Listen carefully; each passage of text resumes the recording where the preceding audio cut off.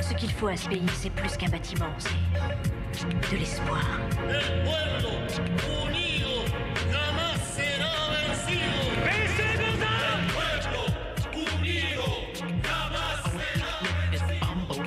Je vous demande de vous arrêter.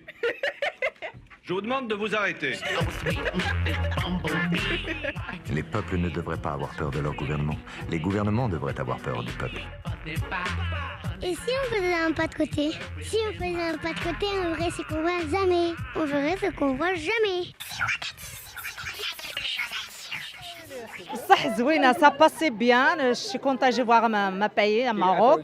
Les enfants, ils jouaient avec les filles, c'est génial. Moi, avant, mais j'étais 18 ans, je jouais pas comme ça. Vous avez envie de faire du rugby maintenant? Oui, je suis vieille pour ça. Merci. Voilà. Merci. Sadaqallah al-Aziz. Voilà. Bonjour madame, vous voulez parler du film, de ce que vous avez ressenti dans le cinéma? Je ressentais, c'était bien. Voilà, c'est un bon visage pour les filles qui jouent avec les garçons, que les filles ont le moyen pour aller à l'école pour jouer le rugby.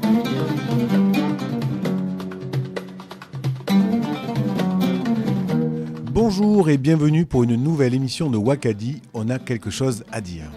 Alors Magali, on vient d'entendre les réactions à la sortie d'un film diffusé le printemps dernier à Nestor Burma, le cinéma de quartier de Selle-Neuve à Montpellier. Dis-moi, c'est quoi le rapport entre rugby, Maroc, vivre ensemble et ce cinéma de quartier ? Ça, c'est une bonne question, Jean-Jacques. Alors déjà, le film s'appelle Les enfants de l'Oval, un essai qui transforme. Et il a été réalisé au Maroc, près de Rabat, par Rachid Oujdi et Grégory Fontana.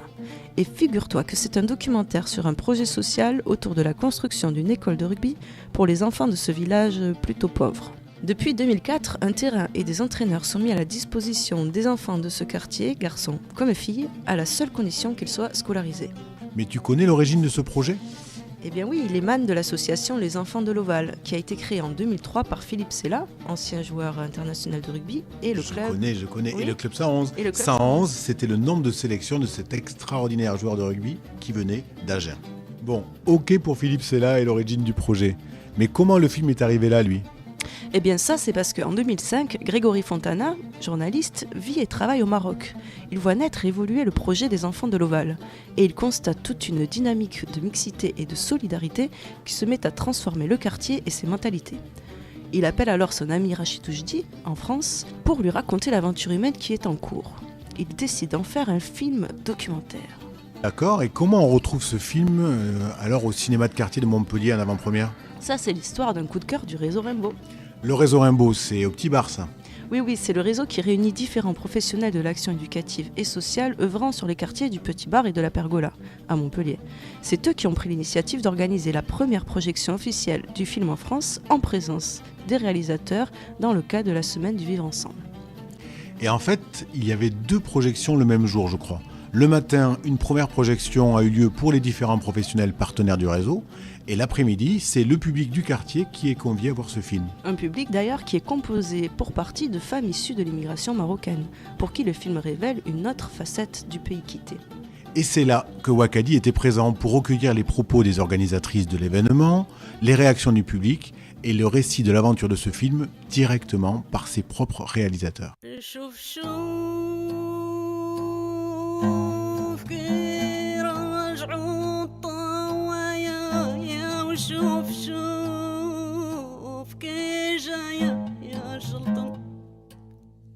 Bonjour, bienvenue. Nous sommes ravis de vous accueillir dans ce cinéma et de vous faire partager notre coup de cœur pour ce film magnifique réalisé donc par Rachid Oujdi et Grégory Fontana qui nous ont fait le grand plaisir de se déplacer aujourd'hui pour venir vous rencontrer et échanger donc autour de ce film. C'est la première projection en France, donc c'est un vrai cadeau. Voilà, donc je vous passe la parole pour que vous présentiez le film. Bonjour, salam alaikum. On est vraiment très très heureux de vous présenter ce film. Effectivement, comme Isabelle l'a dit, c'est la première fois où on le présente à un vrai public. Donc il y a eu une projection ce matin dans cette même salle et donc là, bien, le public du quartier va pouvoir aussi découvrir ce film qui a été tourné au Maroc, pas loin de Rabat, sur une commune. Pour ceux qui connaissent Temara, en fait, c'est à côté de Temara, c'est à Mers El Khair, en fait, exactement. Voilà. Et donc, on a tourné 5 semaines dans ce quartier-là pour ramener ces images et ce film, cette histoire qu'on raconte, la vie d'un quartier transformé quand une association s'est implantée dans ce quartier pour proposer en fait un projet pédagogique autour des valeurs du rugby et permettre aux enfants de se réinscrire à l'école. Pour faire partie de l'association, il faut se réinscrire à l'école. Donc on a vécu 5 semaines dans le quartier pour comprendre quels étaient les enjeux et qu'est-ce que ça avait transformé aussi bien dans le quartier que dans les familles. Et donc le résultat, c'est le film que vous allez découvrir.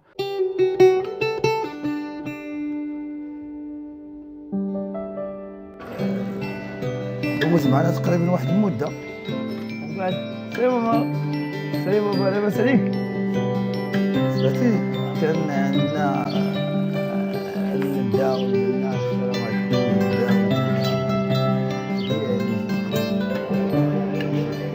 انا ما عرفتش الريكبي واخا نتزوج لا ما بغاش نفرش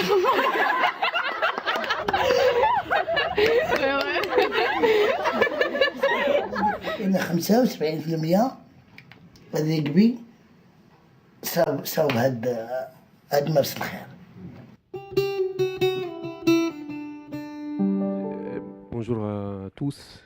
Voilà, je connais presque la plupart des gens qui sont là. J'ai envie de vous remercier 2 fois en fait.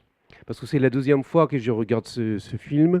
Ce matin, je le regardais avec des professionnels et vraiment, j'étais très touché de la façon de votre travail.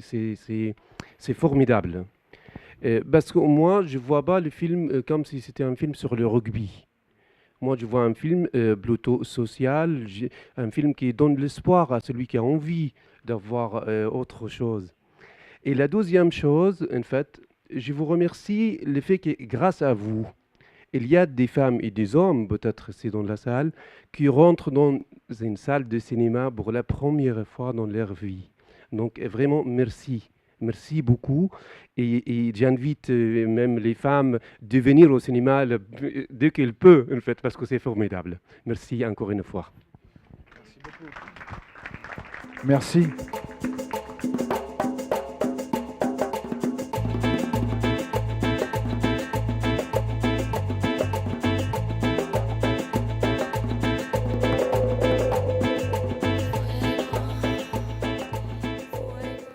Donc là, je suis avec les membres du réseau Rainbow qui ont organisé cet événement. Peut-être vous pouvez présenter quand même le réseau Rainbow. Alors le réseau Rainbow est un réseau de partenaires associatifs, institutionnels, d'acteurs professionnels qui interviennent au quotidien sur le quartier du Petit Bar et de la Pergola, des associations locales, des institutions qui y sont implantées, mais aussi d'autres partenaires ailleurs sur Montpellier qui interviennent plus spécifiquement sur le terrain. Donc le réseau Rainbow a pour vocation de réunir les partenaires, des réunions bimensuelles où on travaille plutôt sur des échanges d'idées, des échanges d'actions afin d'être cohérents chacun sur le terrain et de ne pas empiéter les uns avec les autres, mais aussi de travailler en co-animation sur des actions, sur des réflexions d'ordre professionnel qu'on peut avoir, et puis des projets qui peuvent voir le jour en fonction d'une problématique qu'on va repérer à un certain moment, des besoins que peuvent faire remonter les habitants. Voilà, à partir de là, le réseau de partenaires, en tout cas ceux qui souhaitent s'investir dans ce genre d'action se réunissent pour monter des projets autour de ça. Comment vous êtes venu à projeter ce film en particulier ? Eh bien, c'était un coup de cœur d'une des coordonnatrices ici présentes, Najed, qui est arrivée les yeux enflammés et qui avait rencontré Rachid Oujdi lors d'un colloque, si je me souviens bien. Et comme nous avions envie de réunir les partenaires autour de la question du jeu, et par le médium du jeu, réfléchir à des questions, à des valeurs en fait que nous avions envie de défendre en tant que professionnels, à savoir les questions de mixité, de citoyenneté, d'être ensemble, de partager un espace et une activité.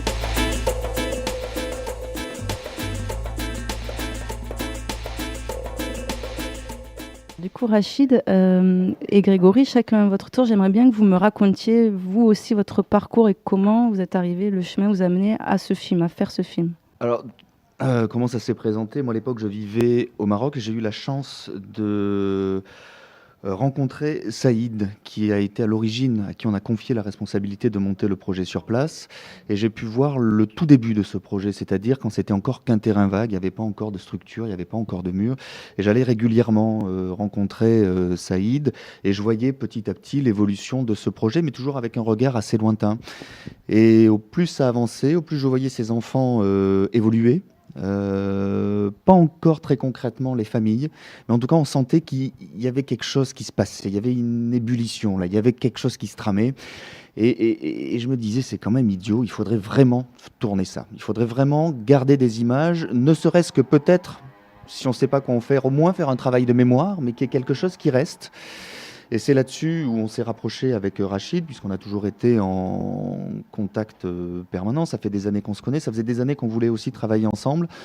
Et ça a été le détonateur. Voilà, le fait qu'on s'en parle comme ça, je disais, mais je t'assure, viens voir, faut voir.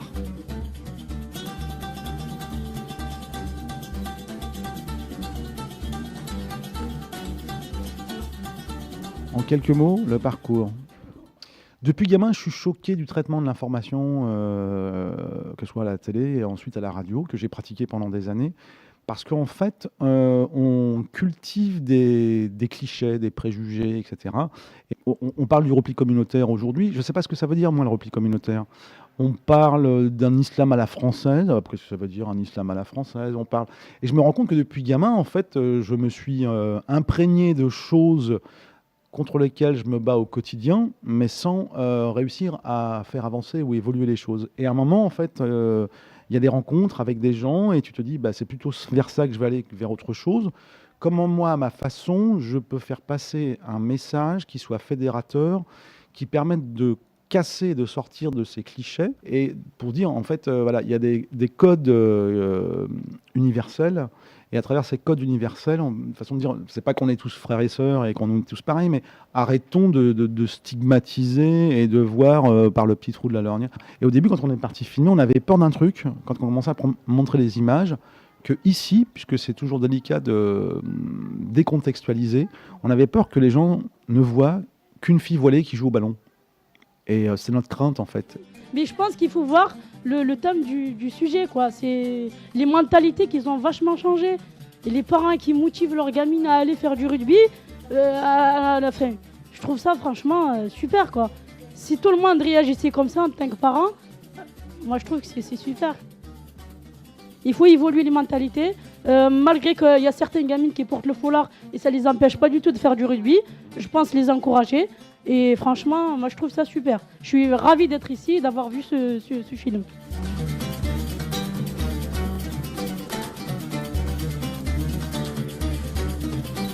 Quand on voit le film, on voit qu'il y a du temps, puisqu'il parle de l'école comme quelque chose de déjà bien implanté, qu'il y a déjà des effets forts sur l'ensemble du quartier. Donc voilà, essayer de m'aider à replacer un peu la chronologie de ce film avec les étapes que vous avez eu à traverser. Alors, première étape, ça a été le tournage. Alors, avant la période de tournage, c'est écriture. En fait, mai 2008, on dit c'est bon, on y va. Hein, ça fait déjà 4 ans déjà. Et puis on est parti un petit peu à l'aventure comme ça, sachant que on savait peut-être pas trop où on allait, mais en tout cas on savait surtout ce qu'on voulait pas. Et après, on s'est laissé un petit peu guider. Voilà. On a pris bien évidemment les choses en main dans les rôles respectifs qu'on avait, mais on a accepté cette règle du jeu de se laisser guider, de voir où est-ce que tout ça allait nous conduire. Et finalement, on en est presque sorti naturellement de ce terrain pour aller dans le quartier. Les choses sont devenues évidentes. On ne pouvait pas rester que sur cette pelouse. On ne pouvait pas rester qu'avec ses enfants. Il fallait aller beaucoup plus loin pour essayer de décrypter et de mieux comprendre ce qui se passait, où était cette sorte de révolution qui est en marche dans ce quartier. Ouais, parce que, en fait, depuis le début du projet, l'idée aussi, une fois qu'on était lancé, c'était de jouer sur la métaphore, le dedans, le dehors. Hein. Donc le terrain, le quartier. Donc ce dedans et ce dehors nous semblait important parce que si effectivement on n'était resté que sur le terrain, même si on l'assume pleinement, c'est un film à charge, on voulait quand même être dans le quartier, dans les familles, quoi. Avoir ces temps de respiration, se poser avec les familles, mais jouer ce dedans et dehors pour jouer aussi sur le contraste, quoi. Ce vert, enfin ça fait oasis quand on est sur le terrain, quand on va le quartier à côté, c'est assez... Mais très rapidement, en fait, on s'est dit on va aller dans le quartier, mais on va pas y aller comme ça. Faut qu'on nous ouvre les portes et on va pas y aller, on va prendre notre temps. Donc du coup, des tagines, des couscous et des thés, on en a bu, quoi, beaucoup. Et c'est ça aussi qui a fait que les interviews forts, en fait, qui sont dans le film, c'était pas pendant les premiers voyages. Parce qu'on voulait, en fait, à chaque fois revenir, montrer, etc., et avancer progressivement. Ça s'est fait au fur et à mesure, quoi.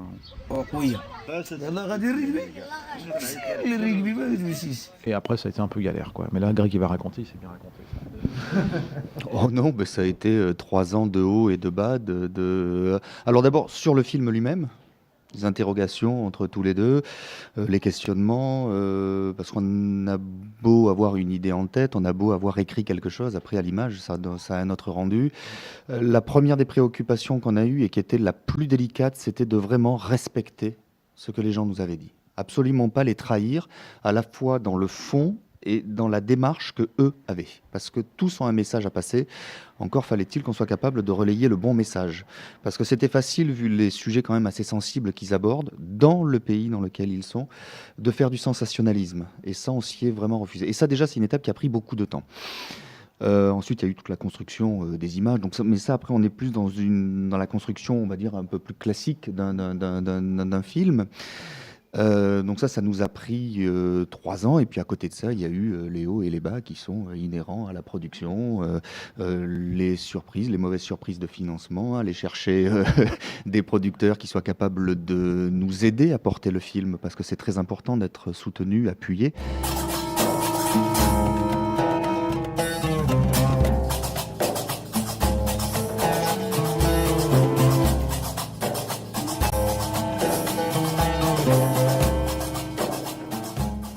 On a galéré pour faire ce film, c'est que la télé française aujourd'hui, elle est très frigide sur certaines choses. C'est que quand on montre le monde arabo-musulman, il faut qu'il soit, en fait, il faut qu'on montre des barbus, il faut qu'on montre des filles soumises, faut qu'on montre, mais tout n'est pas blanc ou tout n'est pas noir, quoi. Il y a aussi un peu de gris.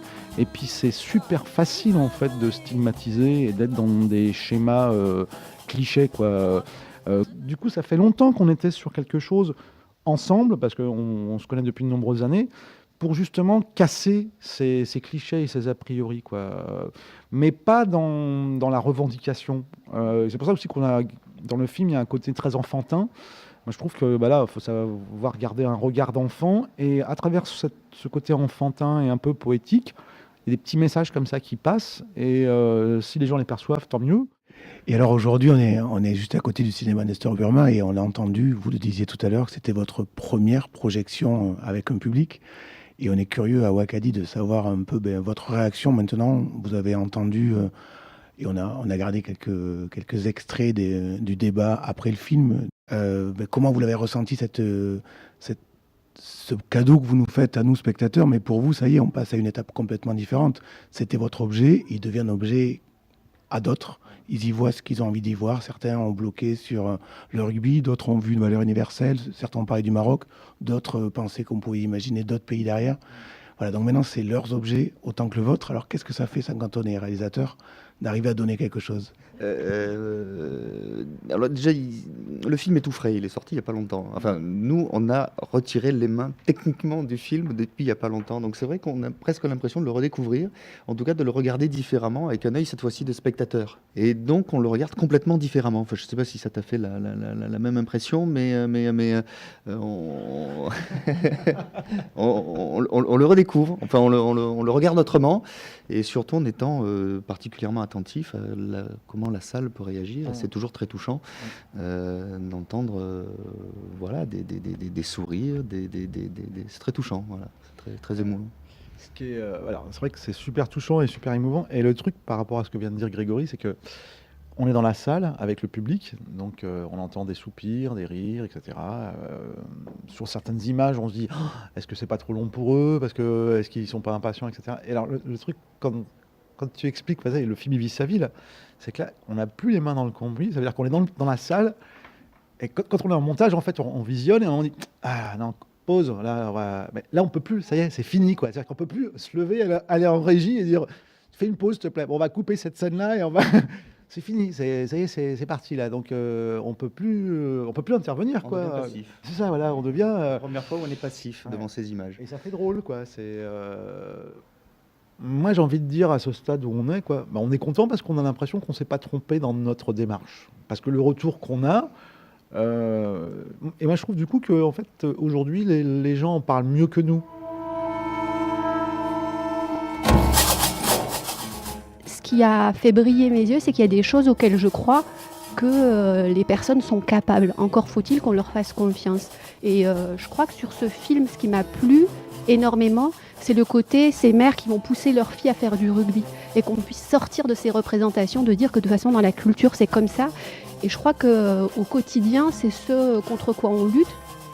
Il y a plein de choses qui vont toucher la mixité, la dignité des personnes, parce qu'on les reconnaît. J'ai vu des personnes fortes, des personnes belles, des personnes confiantes, toutes les ressemblances qu'on pouvait avoir avec eux, en fait. Et, par rapport à cette population dans les quartiers, on a un discours autour de nous où on cherche ce qui nous sépare, le halal, l'islam, toutes ces choses-là. Il y a plein de choses qui nous rassemblent, le fait d'aimer ses enfants, de vouloir les éduquer, de vouloir qu'ils réussissent. Ce film, c'est toutes ces choses-là, toutes ces valeurs-là.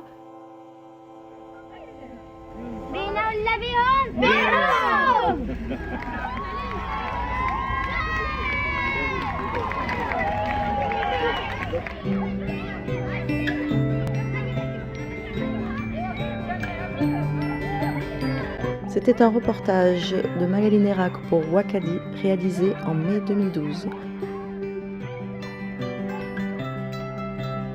Un grand merci au Réseau Rainbow, au cinéma Nestor Burma et enfin à Rachid Oujdi et Grégory Fontana.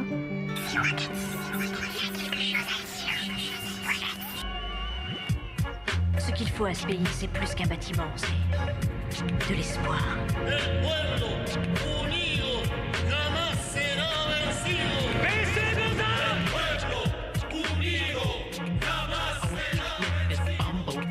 Je vous demande de vous arrêter.